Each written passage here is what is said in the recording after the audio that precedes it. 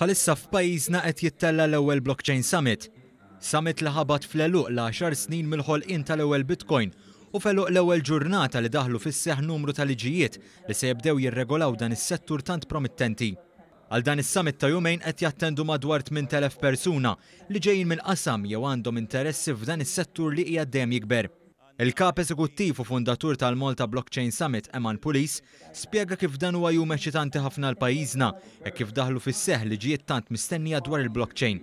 Huwa fisser kif dan is-settur mistenni jkun pilastru ieħor għall-ekonomija Maltija. Mingħajr dubju da settur għandu l-potenzjal biex ikun pilastru kbir fl-ekonomija ta' Malta. Llum il-ġurnata għandna l-financial services, għandna il-gaming li huwa b'saħħtu ħafna.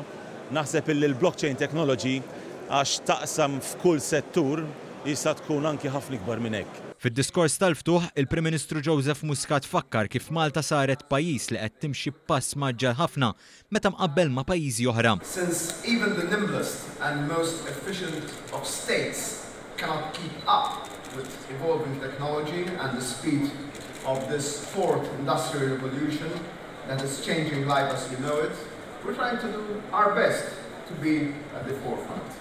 Il-Prim Ministru kompla jgħid li bħalissa hawn baħar ta' opportunitajiet f'dan is-settur. Qal li l-isfidi kienu kbar sabiex wieħed jifhem fejn tista' toħodna l-blockchain, madankollu sa mill-ewwel jum Malta ħadet dawn id-diskussjonijiet b'serjetà kbira biex setet tixpruna l-potenzjal kollu ta' dan is-settur. Anthony David Gatt spjega kif il-Malta Enterprise tilqa' summits bħal dan hekk kif apparti li jgħinu fl-iżvilupp ta' din l-industrija qed iħeġġu aktar kumpaniji u startups jiftħu l-bibien tagħhom f'Malta. Appoġġajna l-avvenimenti kbar li saru dwar il-blockchain f'pajjiżna kemm id-Delta Summit u anke llum il-Malta Blockchain Summit għaliex għarafna li hija opportunità biex niltaqgħu ma' investituri barranin u startups li huma interessati li jiġu għaw Malta sabiex joħolqu impjiegi ta' kwalità u jkomplu jgħinu fl-iżvilupp ta' din l-industrija tal-blockchain.